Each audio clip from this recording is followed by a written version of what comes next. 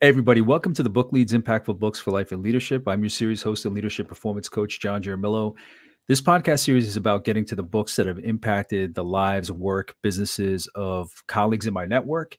And these are the great leads that get me to those books that have impacted their work, their life, their leadership, their personal life. All of those worlds intersect. So I want to learn the value that these books create, whether they're written by my guests or not. And in this series, I cover three categories of books. The first, where they're sharing a book with me I haven't read. The second, where we've both read the book, whether specifically for the series or from our previous lives. The third one is when I get to talk to the author and or publisher of the book. They want to share the message that they want to share to get out there with a mass audience. So my guest today is Sandra Long, and Sandra is a leading global independent LinkedIn consultant, instructor, speaker, and author. She's the author of the best-selling book, LinkedIn for Personal Branding, The Ultimate Guide. Sandra was the first speaker to share her ideas about LinkedIn on a TEDx stage in 2019. Her company is Post Road Consulting, and her speaking clients include sales teams, companies, executives, event organizers, HR teams, universities, and associations. Sandra is a professional member of the National Speakers Association and a certified virtual speaker. She lives in New Hampshire and loves the outdoors and spending time with her family. And the way that Sandra and I met was, we were just discussing this before we hit record. We had met, I think, the first summer of COVID in 2020. I was a member of the American Marketing Association Connecticut chapter. I was the host of their online events, and we would bring in specialists on branding, marketing, PR, anything that had to do with messaging, storytelling, in essence. So Sandra was one of our guests, and it's just incredible to think that that was already coming up on 4 years ago. So we've been connected ever since, had tentative plans to do this earlier. Life gets in the way, business gets in the way, but I'm enough to have her here. So Sandra, thank you so much for joining me. Hey, John, it's great to be here after all this time. And, you and I have kept up, through LinkedIn and through various other conversations. So glad to have this conversation today. Time flies by. It sure does. I mean, it's, we always say that, but just to think that that was 4 years ago, at the height of the pandemic, it's just incredible. And I'm grateful that we were still able to keep in touch. So Sandra, first of all, can you tell us, I read the bio, but can you tell us, who are you today? Can you dive into the work that you do with your clients, what that looks like in the day-to-day? Sure. Well, first of all, thank you for having me. I'm very happy to be here. I like listening to your podcast and glad to be a part of it. Well, I'm a consultant and a speaker and an author. So my day every day is a little bit different. So some days I'm doing writing. Most of the days I'm talking to clients. I do either one-on-one or group consulting. I do a lot of Zoom training. Sometimes I actually get in my car or on a plane and go to my client, but less than I was before. Before the pandemic, that was everything. I was on the road 3 times a week, and now it's less often, but I love doing that and going live to companies or colleges. But a lot is happening on Zoom. So again, it's LinkedIn training. I'm either working with a sales team, an HR team, a leadership team, speaking to students. A lot of the work I do for universities is actually with faculty and staff around branding. And associations, I love talking to associations because they have members that care about their career and care about their professional development. So that's one way that I work with associations. And then this year, particularly in the last 6 to 8 months, I've really been focused a lot on event marketing. So LinkedIn is a perfect tool for event organizers, sponsors, exhibitors, attendees.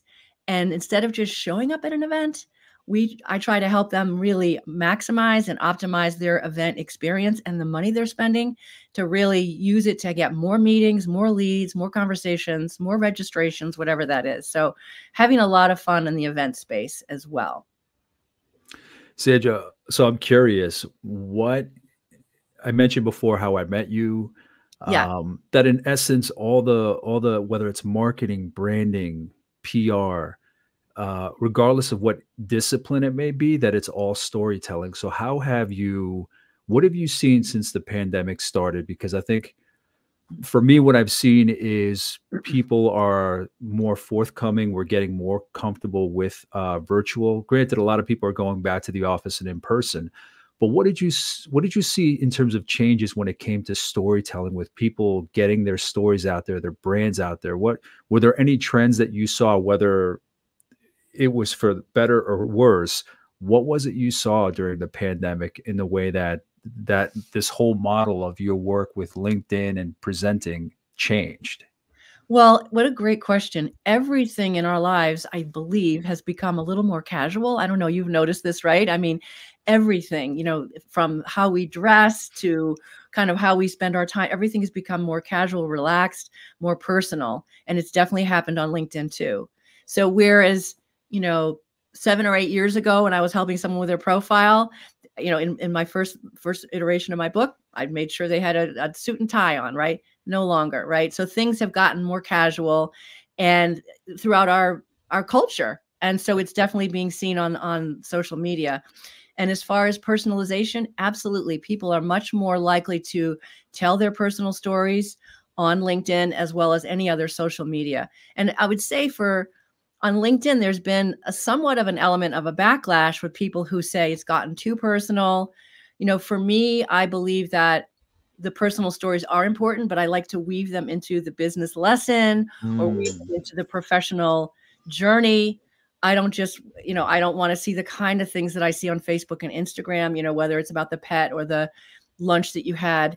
That's great over there. But here, I want to have that personal connection and learn about the personality, what they care about, what's important. That really means something to me. Who I'm going to work with, I care about who they are as a person. Just weave it into your professional journey. So I've seen Agreed. a big change, and again, there's backlash, but I'm not. The other thing is, I don't believe that we need to be LinkedIn police. Like if somebody is a little, we each draw our own conclusions about how we want to come across. And if someone is different from you, let them be, mostly, as long as they're being friendly and not hurting others. I say if they're a little bit out of the range of where you are, just let it flow is what I say. Yeah, I like that you say, this area in which I'm a specialist, an expert. I don't need to police it, that you're out there giving your message, sharing your Yeah. knowledge, but you see who's out there, you see the variety of people, the diversity of people, of every kind of level and form. But I like that you mentioned that if it's not your thing, then, just keep scrolling or do whatever, that it is okay for so many different people of different stripes and different approaches to exist on that platform. Sandra, to understand how you ended up here, can you give me a little sense of how you started your career, your first couple steps in your career, whether it was college, whether it was entering the workforce? What did that look like to put you on your path in your career? So after I graduated from college, I went into a field sales, B2B sales role, working with companies, selling office products and solutions. And I went up the ranks. I worked at that company for a long time. I went up the ranks. I did national accounts and I had teams that I ran and eventually became VP of sales. And so I did a whole first career in that world of sales. And this is my second career, which I started in 2013. So really, I was actually pretty early kind of doing this LinkedIn consulting. So I've been doing it now. Gosh, it's 11 years I've been doing it. And so this is a lot of fun. I learn a lot of things and I take and apply a lot of things I learned from my B2B selling that I use in my current role as author, speaker, and consultant, because I'm a business owner too. What was it that made you take the jump from your professional career in sales to LinkedIn consulting? Well, I was really ready for a change, after being at the same company, even though I was lucky and fortunate to have all these amazing opportunities and growth opportunities. But I've always wanted to have my own business. It was just sort of underneath it. I always wanted to give that a try. And during the time I was at the company, I had people coming to me. I was experimenting with LinkedIn kind of on my own and learning that I could use it for selling, really mostly for research. I was researching companies. I was researching prospects, and it made it so that I was more effective because of what I learned on LinkedIn and I'm sort of connecting with people.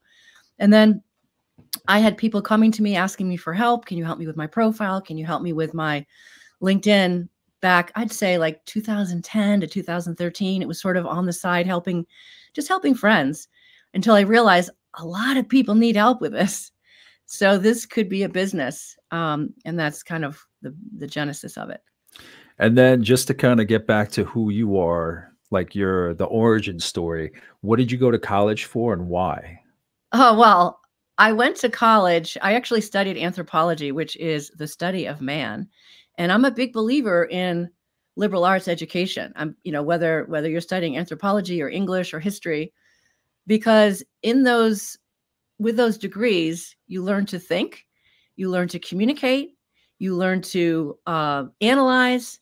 And today's careers, a good many of today's careers did not exist when we went up. Many of us went to college, right? And many of the careers we're going to see in the next 10 years do not exist now.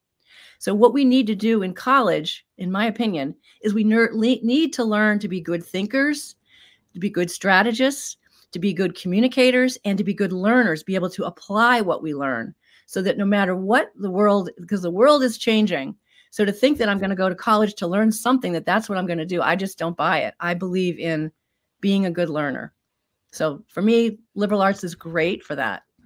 That's incredible. Yeah, no, I agree. I think the same way. I think we're doing a disservice if it's just kind of giving them information, testing them on it, and just like giving them knowledge and sending them out. We're not really teaching them to think. We're not really teaching how to like create and evolve their own wisdom.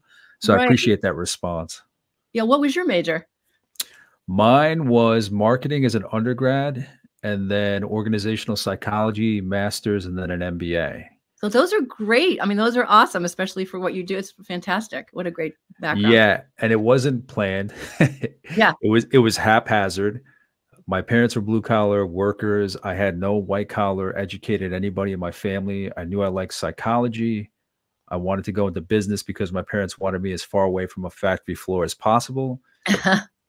So I didn't know what that meant. So I'm like, okay, marketing, business, psychology, and then later realized organizational psychology was a field. So did that master's and then a few more credits and I would earn my MBA. So it was haphazard. It was zigzagging through it. But as you said, I mean, it all contributes to the story today. So no, I'm grateful for that. So what made you go to college for anthropology?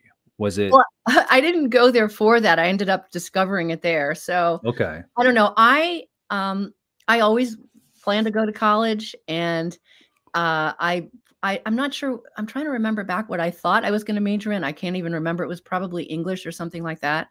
But I took a variety of courses, and that's just kind of what I ended up enjoying there at my school. Yeah. But I hadn't pre-planned it. Now, was there no one in your family that had gone to college or helped you with that thinking? And I'm not judging at all. I'm just curious. I'm always curious. And the next question will show you what someone's background is, because I'm curious how they evolved into their thinking, into their career. So I'm just curious how that journey looks like when it starts. Yeah. So my parents both went to college. I even have grandparents that went to college. So very fortunate in that way. It was just a assumption that I'd be going to college. Like there was no choice about it. So they were highly supportive. I was just very fortunate always in that way. So then when you leave school with that degree, how is it that you ended up in sales and business? All right. So I have to give credit to my dad. Like, I guess now that I think about it, when I was really younger, I thought I wanted to be a teacher. And I think mainly because as a woman, that was what a lot of women became, as teachers. I didn't have a lot of examples of women in business ahead of me. But my dad, who worked at Xerox, was very supportive of women in the workplace. Xerox was one of the first companies to hire women in sales. And this was a high-paying job. This was a high-paying job that women came in and excelled in. They were good listeners. They were good communicators. They worked with clients. And he saw it happening. And Xerox was known and recognized and won awards for how women, bringing women into the sales team. And so my dad was telling me, well, yeah, you could be a teacher, but you could use those same skills to be in business. And use it in sales. And I guess I had never thought of sales, but I grew up with sales. My dad, again, was in sales. So for me, sales was an honorable thing to do. It was a good career. If you were honest and hardworking and friendly and helpful, you could be good in sales. And that's what he taught me. So I was open-minded. When I graduated from college, I looked into sales roles. I looked into a lot of different sales roles, and that's how I ended up doing that. That's amazing. That's amazing that you have somebody that can point that out. I talked to sales people on this series before, and it's amazing how they're trying to destigmatize sales as like greasy, slimy, this and that. Not that I had that impression, but we deal with so many salespeople that don't do it the right way, that it's not about education. It's not about values. It's not really about helping, but about meeting the numbers. So it's amazing when your dad can say, listen, if you're going to go into a field of teaching and be a teacher, you can use those same skills here. What were your thoughts on that? Did you have reservations, or did you just trust them and jump right in? Or Well, I mean, I grew up with it. So the funny thing, around the dinner table, I was exposed to sales. I was exposed to salespeople. I was exposed to him. I was exposed to, I remember going into his office and meeting people. So it seemed like a friendly environment. It wasn't foreign. It wasn't foreign. So it was pretty natural. I mean, he encouraged me, and especially because he saw these women at Xerox, they came in and actually were outselling a lot of the men.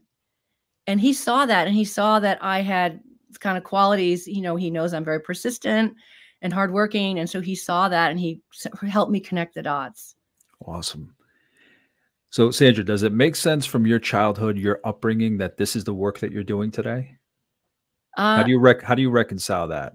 so I think so, because as a child, I hope I've explained, I was very fortunate as a child. My family moved around a lot. So we moved every couple of years because of my dad's job at Xerox.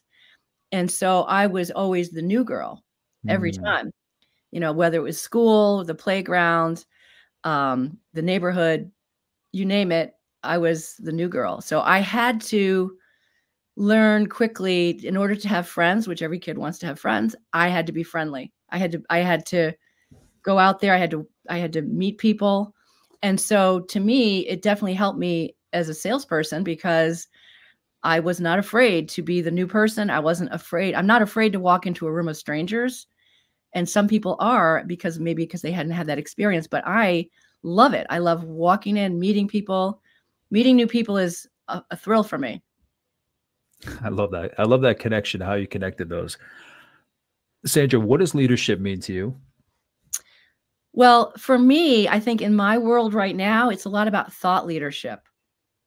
That's where, leaders who are sharing ideas, and not just sharing their ideas, but listening to other ideas and learning from others. To me, thought leaders are engaged leaders. So just thinking about someone who's just leading and just talking, that to me is not, you want to have something more of a collaboration. But if you're sharing ideas and you're learning and you're engaging and you're commenting and you're, whether it's in a live environment or an online environment. So the world I'm in is really about thought leadership. When I was in my company role, I was involved in leading teams, right? So that I was thinking about leadership differently than I am now. But today's brain for me is about thought leadership. Can you give some examples? And I agree with you. I like the way you think about it, that it's not, I think a lot of people think of thought leaders as it has to be, the foremost researcher in this area, or it has to be Adam Grant, or it has to be somebody like that. How would you, if somebody has the impression that that's what a thought leader is and only that, how would you not dismiss that, but how would you offset that? How would you rebut that thought, that belief that that's what it has to look like? Well, I love that you said it that way, because honestly, social media has changed that, right? So with social media, especially LinkedIn, like LinkedIn is the world I mostly spend my time, but it's also true on other platforms. You can have your own insights that you share you don't even have to necessarily, you can be a thought leader even Mm. without being a creator of posts, right? Or creator of articles, just by your very active, engaged, insightful comments. Just by doing that is an incredible opportunity for that, for, you know, to show your thought leadership, to share.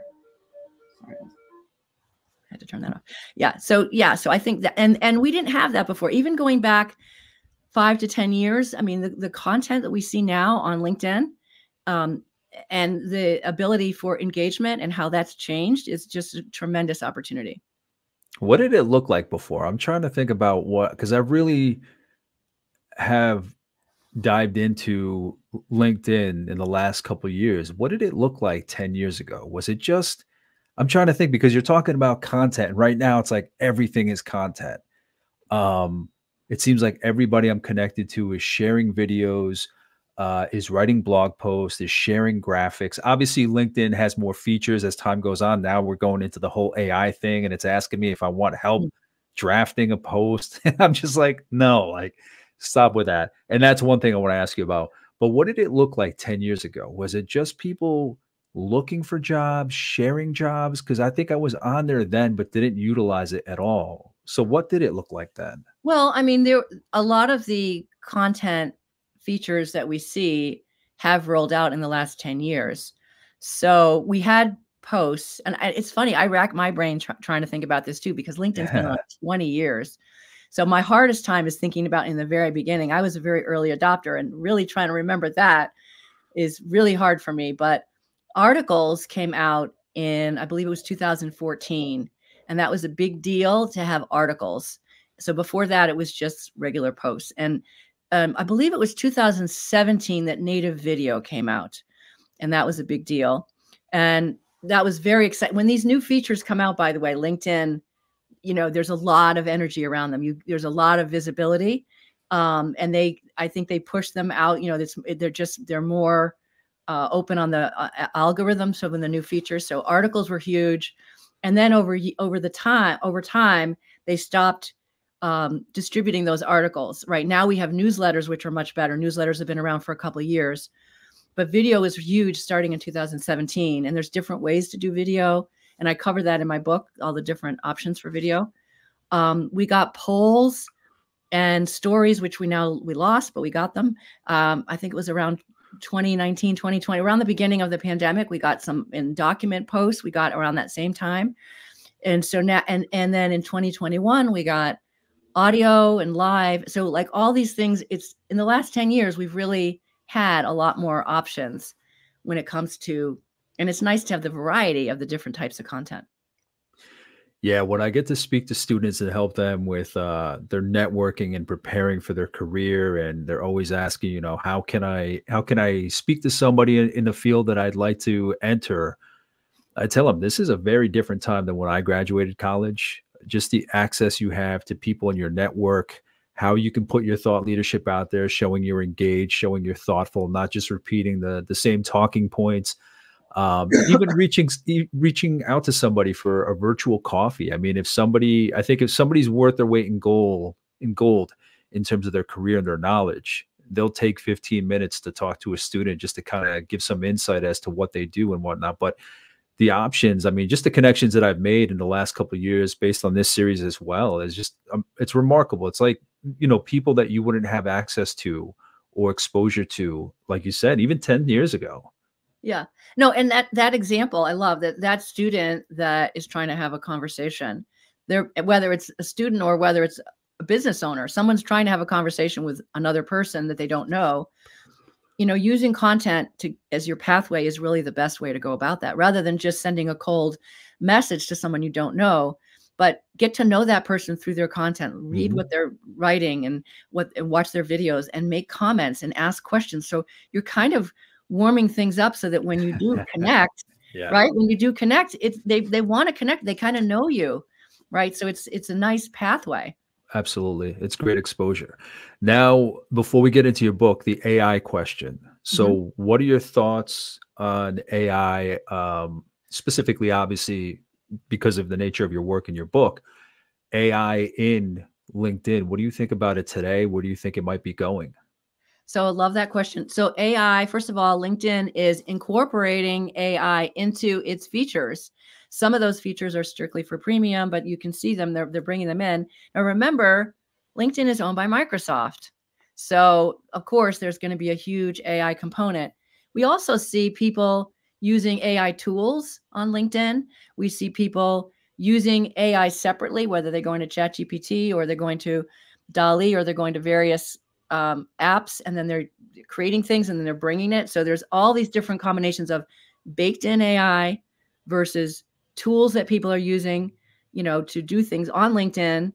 And then thirdly, going off site, doing their AI thing and then bringing it in. We're seeing all these different things happening really quickly. And it's really only been a year.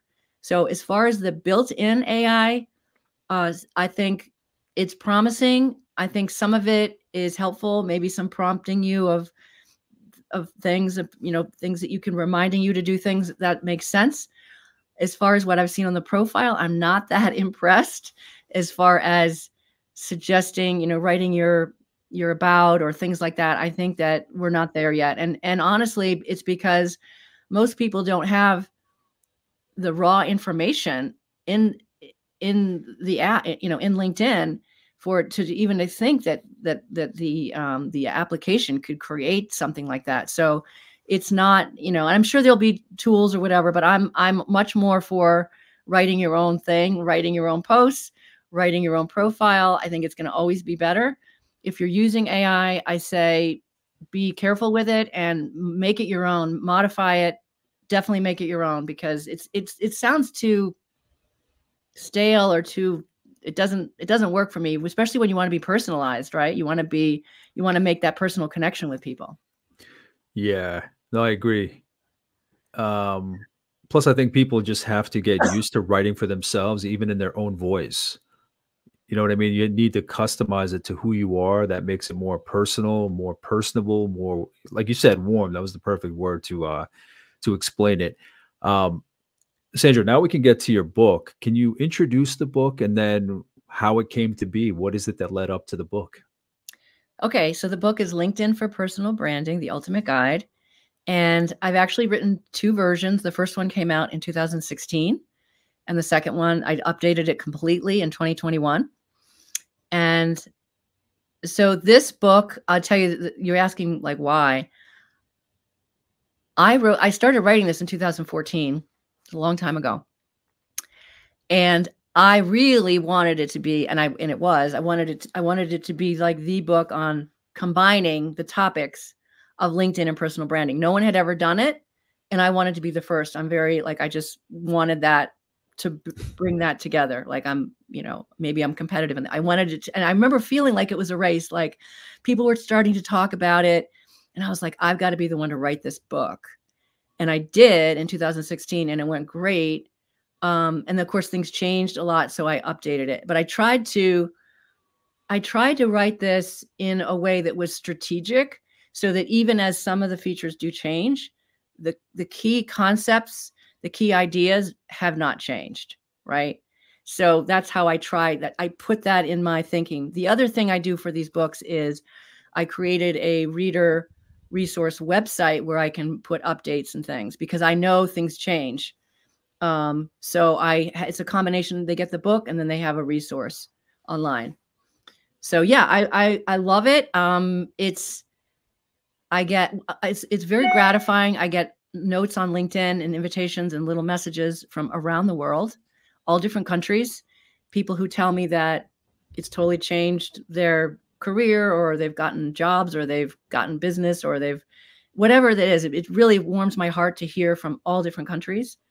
And the other thing is I use it with a lot of my clients. So whether if I'm doing a workshop with a company, they'll often buy them for the employees or the executive team, for, you know, for students at schools or faculty and staff, and they'll buy, you know, hundreds of them. And it's just gratifying. It makes you feel good. I don't, you know, everyone always says, well, if you write a book, it's probably not worth it. And probably when I look at all the time I spent, it's probably true, but it is worth it when I see how it impacts people and when it complements everything I'm doing.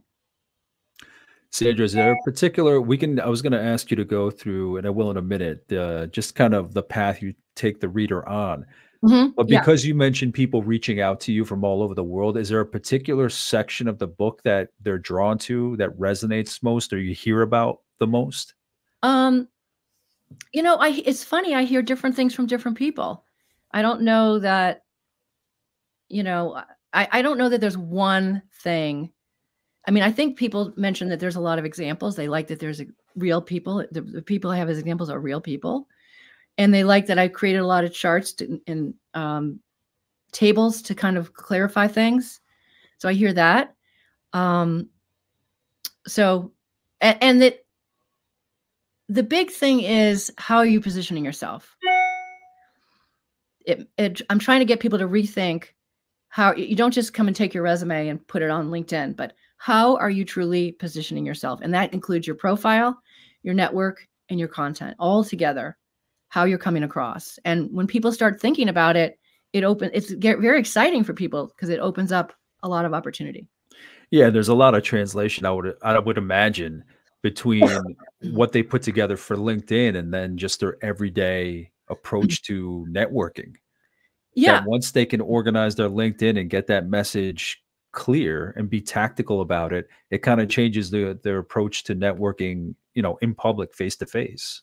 Well, it's funny because a lot of these people I meet, they're fantastic, John. Like, you meet these people, they're so accomplished and amazing in what they do, but they haven't ever translated that into prime time, right? For people can, to how do I really put this across? Right. So they have never done it, but they've done great work and they're highly regarded. They've got good reputations just from the work, but they haven't positioned themselves. In general, we're just not good at storytelling. Yeah. Our default is not to be storytellers, especially about ourselves. It's weird. Yeah. Sandra, can you provide an overview of the book? What's the path that you take the reader on? How's it broken up? What might some of the chapters be? What's that path you take them on? Right. So, okay. So great. I have my book right here. So I start off the first 2 chapters talking about you and your brand, starting off with what are your opportunities, and then what is your brand and what is how do you figure out your best authentic self? So that's the beginning. Then I go into, let's see, 1, 2, 3, 6, 9 chapters on profile sections. And so I take each one of them. Do you want me to tell you what those chapters are? Yeah, whatever you want to share. All right. So chapter 3 is be found and be contacted. Like, what are all the things you can do so that people can actually find you? Because if you don't take some of these actions, people might not actually find you, whether it's by name or whether they're searching for the type of function. The next chapter is selecting the right words and language. So we get into keywords and into action verbs and writing in the first person, just making sure you got the right language. The next chapter I love is visual brand. And this is a change from 20 years ago because the LinkedIn profiles years ago were not visual, right? It's just your headshot and that was it. But now we have the photo, the headshot photo. We have the background banner. We can use rich media within the profile, and we have the featured section. So all of that I call your visual brand. And you want your visual brand to be a good matchup to how you're describing yourself in the words. Chapter 6 is your professional experience brand. And this is all about your experience sections. And there's a lot to it. I mean, some people have portfolio careers, meaning they have multiple things they're doing. Other people have taken breaks, or other people, they don't know how to describe what they do, right? So there's all these questions. And so there's a lot of clarification on your experience section. Chapter 7, I call it your education and learning brand. I actually wanted to kind of combine, I call it the learning brand. I feel like people that I work with, I think it's so important to be learners. And to me, the learning brand, you can use, your education section, you have courses, you have certifications, you have various things. And then of course you can weave it throughout your profile. And I especially say for students, you want to be coming across as a learner because they're going to hire you because you're ready to learn, right? They don't expect you to come graduate from college and know how to do the job. But they do want you to be a learner. So weaving that in is really important. But even for those of us in the career for a long time, we need to be learners. So that's a big thing. Chapter 8 is credibility. Those are all the little sections like publications and patents and organizations and all of those things, volunteering. Now, chapter 9, I call it your strategic brand. Those are the two elements that I call the most strategic: your headline and your about, your essay. Now, it used to be called a summary. Mm-hmm. So your I remember. headline, right? There's a lot of tips and examples on headline, and then for the about, I have oh my gosh, it's a huge chapter. I have my 5H format. I have personas with examples of real profile, and I give prompts if you're still lost. I have a lot of stuff on about, because that's where people get stuck. What do I say about myself? And then chapter 10 is social proof, recommendations, skills, and endorsements with examples, how to do it, how to think about it. Chapter 11 is appearance and final check. Now, this is sort of rounding out the profile part of the book, like making sure you've got white space, that it looks good, you've checked for all the different things. I've got the next section of the book is called More Brand Matters, and I talk about company matters and LinkedIn community. So company matters, I have tips for employees. I have tips for leaders, like how to be a social leader. So there's things about being a leader or being an employee, what they need to think about for LinkedIn.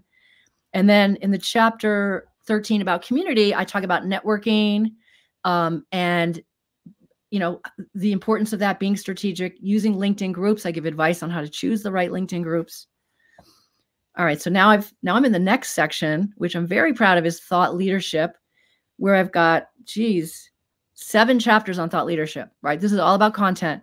So it starts off with a content introduction, goes into topic ideas, giving ideas, giving ideas on this is what you can post, but also how do you uncover new ideas. And then I give chapter 16 is about what are those content tips. And I talk about the 3 C's.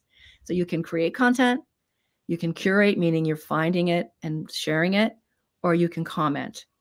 And I talk about the 80-20 rule. 80% of what you're doing should be commenting, right? So for people that, a lot of people want to be involved, but they're like, I just don't know what to say. Just comment. And then there's people that they post all the time, John, and they're like, why is nothing happening? Well, guess what? You need to be commenting on other people's posts, right? You need to be. So if you're just posting every day and nothing's happening, take a step back, right? Be the commenter first. Chapter 17 is about posts.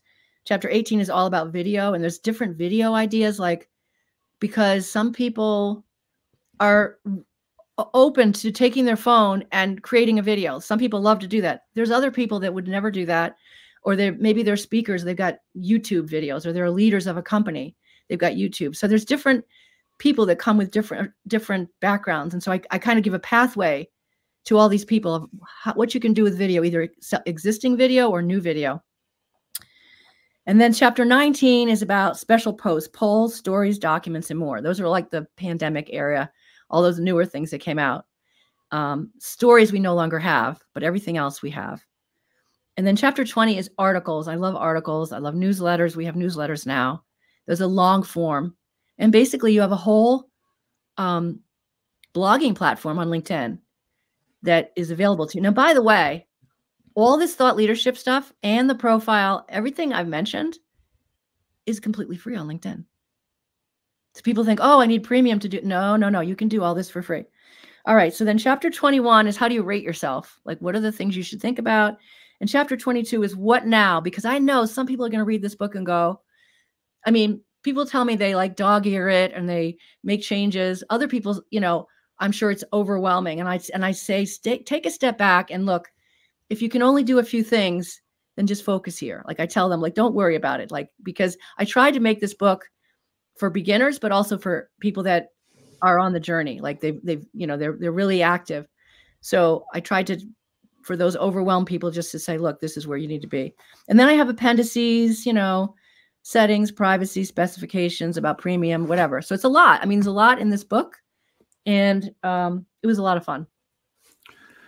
But that's great because they can just kind of tackle it in little chunks. It may be intimidating if you are launching your profile from scratch, you haven't done it yet, or you need to overhaul it. It can be intimidating, but just getting started. And I like the idea that you shared about commenting, because you can have I think most of us have seen the different kinds of people that are out there, the ones that are posting every day, the ones that are sharing every day, but not really saying anything. So it's like, where's that thought leadership? How do you want me to think about this article? What are you asking people to do with this article?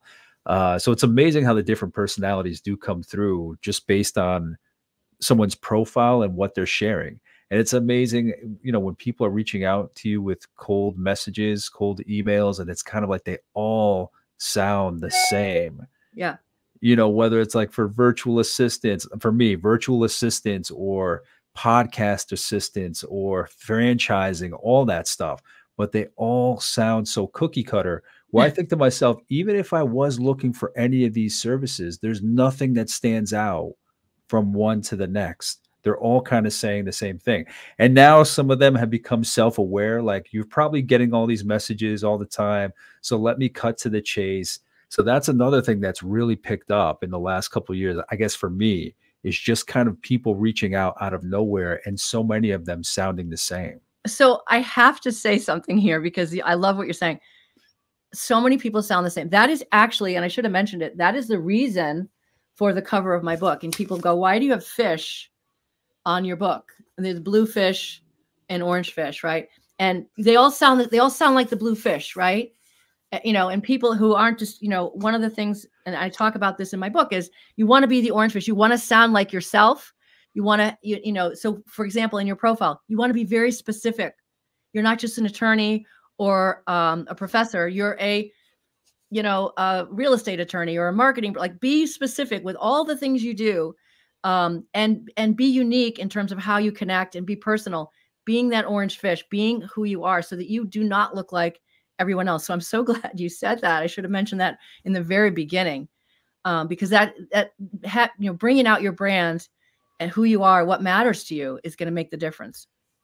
Yeah, and I think people need to also understand that even if they buy your book, even if they follow it to a T, follow everything, come up with their own version, their own customized copy of all of those pieces, that it's not going to stay the same. Exactly. Like every couple months, maybe every couple weeks, it has to evolve. Like that it's not just set it and forget it. Okay, I have a profile. I don't have to look at any of that. I can comment, I can engage, but I don't have to look at my profile.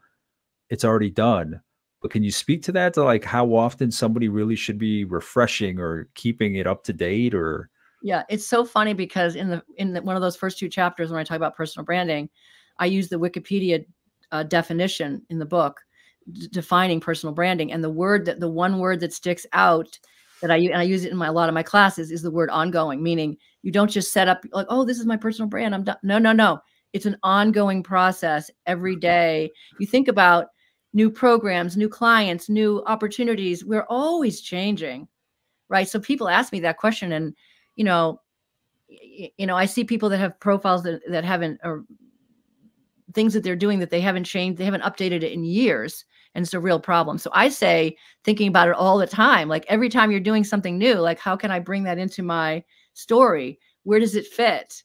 If it's really an important part of what I'm doing, I can't wait, for a monthly update or annual checkup or whatever. I need to bring it in as it's happening. Sandra, I'm curious. You just mentioned story, and I know you mean story in terms of the story of my profile. When LinkedIn did have the stories, when was that? The actual feature stories? Oh my gosh, it was only around for like a year, and it was, on a mobile device. And I want to say, gosh, let me think of what year it was. I want to say it was maybe, somebody will tell me that I'm wrong. 2020, it was maybe 2020. It was a very pandemic thing. So But it worked very much like the LinkedIn, Facebook stories, yeah, Instagram stories, where it's just on a quick blurb that disappears after. Yeah, but people said it wasn't as good. So it was in 2020. I remember because it was one of those pandemic. It kind of worked that, oh, this is good for the pandemic, right? But they only kept it for a year. And then they said that they were going to be doing when they took it away, they said they're going to be doing other video features. And now there's a whole new beta test that's sort of like a video feed that I just got.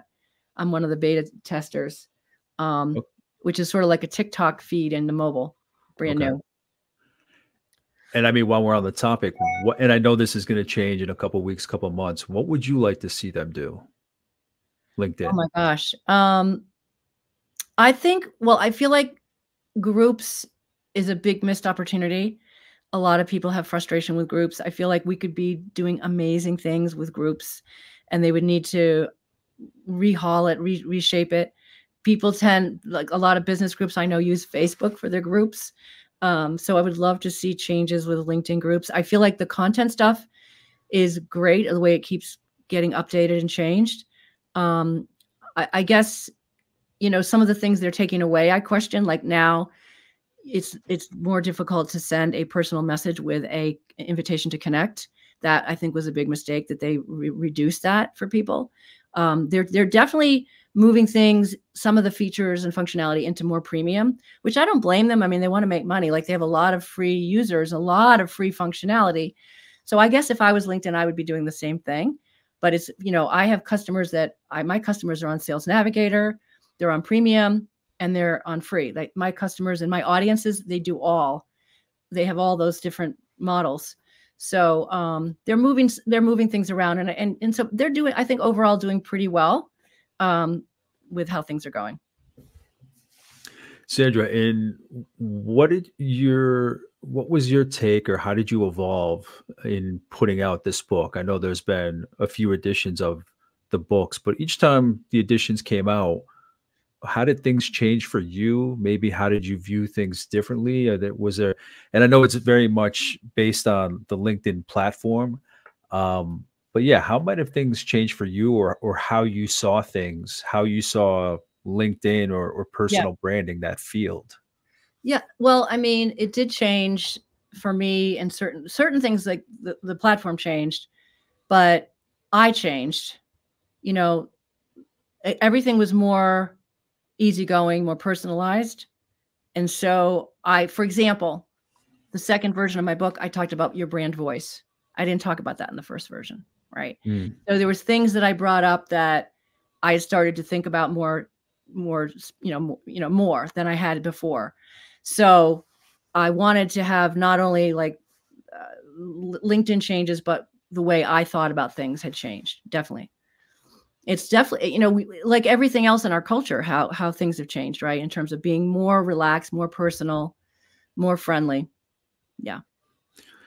And what's next for your writing? What are you thinking? Anything on the horizon? So yeah, I have another book. It's actually called Jumpstart Your LinkedIn Profile. This is just a tip book for profile, and it's actually coming out pretty soon. And it's not going to have anything on content, networking, leadership, none of that. It's just deep dive into profile. It's going to have a price point. It's a smaller book. It's about half the size, and it's got half the price point. So I think that I would say people who read my first LinkedIn for Personal Branding, a lot of them were going to want the new book because it's got my latest thinking, new profile. There's new profile things. I talk about AI. I talk about a lot of different new profile things. So they're going to want it. But I also feel like there's a new audience that maybe never would have spent $22.95, but they'll spend $9.95. They'll spend the lower amount. Or some people didn't resonate with the personal branding. I just want a profile. I don't want to. So they might buy the book. I think, more students, more people that are just looking for tips and shorter read. So I think I'll get new readers, and I think I'll have my old readers that will want that. So that's my hope. Sandra, what I have you here today, obviously, for your book, but I'm always curious for the authors on here. What book has inspired you or impacted you? Yeah, so I like a lot of nonfiction. I read a lot of nonfiction. I kind of wish I read more fiction. I'm planning on doing that in my later life, but right now I read nonfiction. I guess, I've read so many great things that inspire me. I guess Simon Sinek, Start With Why would be one. And, I feel like I learn from people. I also read my friends' books. I have a lot of friends that are authors, and I also read things that are people who aren't famous. I love getting ideas and all that. And I think what you do is phenomenal, because you expose people to books, and you get to have these great book conversations. It's been a blast, believe me. No, I appreciate your shares on the books. So, Sandra, in wrapping up, is there anything you want to share with the audience? Anything that I might not have asked? Anything else that's out there that you have coming up that you want to share with them? No, I mean, if people want to connect with me on LinkedIn, I love to hear from readers or just people who listen to the podcast, which would be great. Tell me that you listened. And any friends of yours, John, will be friends of mine, which is great.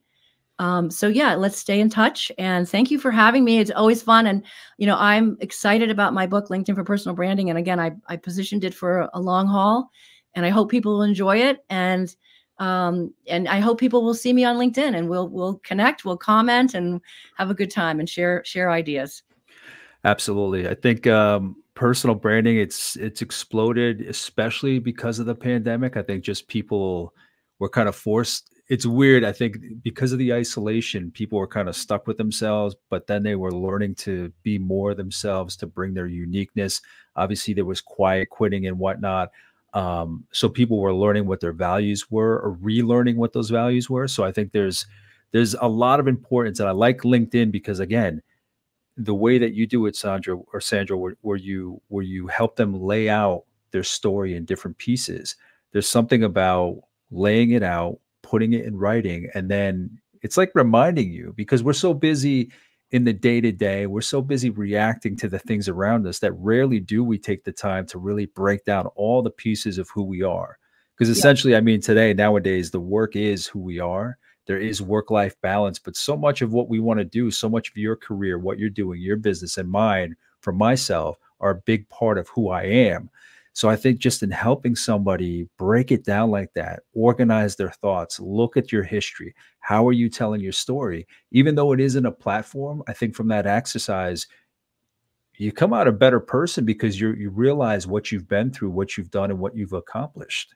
Well, it's so true. And I love that you use the word values, because our personal values should come across. I mean, because people hire us not just for our expertise, like that we are a marketing expert, like, or whatever that we might be. They want to work with someone who has the shared values. So so actually putting that on your LinkedIn profile, explaining it. For me, I have a mantra that I actually have in my headline, and I talk about it and I teach it in everywhere I go, which is be the friend first, which means I'm not going to come on LinkedIn and start connecting and pitching, but I'm going to be the friend first. I'm going to show gratitude. I want to comment on others. I want to congratulate my friends. Like, so to me, that is my values. And each of us can come up with what are the values that we care about, that are important to us, that we want our clients and prospects to know. So values is a huge word, I think, for social media. And just in you sharing that, those thoughts, Sandra, I think about Alignable, Mm-hmm. that I've been on there, and I've heard people comment on there that they wanted to get away from LinkedIn because of that, because people were sharing too much about themselves, and it wasn't enough, or it wasn't enough for them about the business, that there was too much of that getting in the way. But it seemed colder, because a lot of just networking. What's your business? What's my business? Okay, let's do something. Whereas LinkedIn, it's a little more about the person, a little more about the organization they're representing, or the organization and their page and their following. Can you speak to that? Just that difference between the two environments? Have you thought about that? I'm Yeah. assuming. I mean, no, I think it's true. I think I don't spend time on Alignable, so I have to be honest with that. I don't, but I don't think I would like it. I've been invited, and I haven't really participated. I think I'm on every other platform that there is. Mm.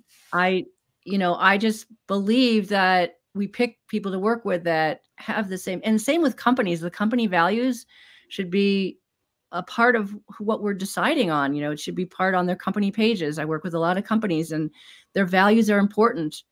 So for people, I don't know. I can't really relate to people that say, I mean, it gets back to the very beginning of our conversation. How personal are you? Everyone makes their own decision.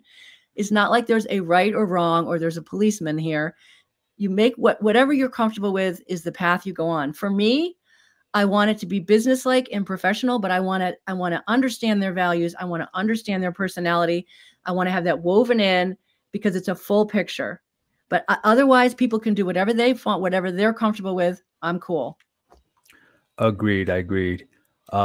I think it is important to have the values of who you are. I think especially if you have that platform where it does allow you those features to share who you are, it is a lot more, it can be a lot more trusting because it isn't as cold as, cold calling, cold pitching, whatever it may be. But in any case, again, Sandra's book is LinkedIn for Personal Branding, The Ultimate Guide. Sandra, thank you so much for your time.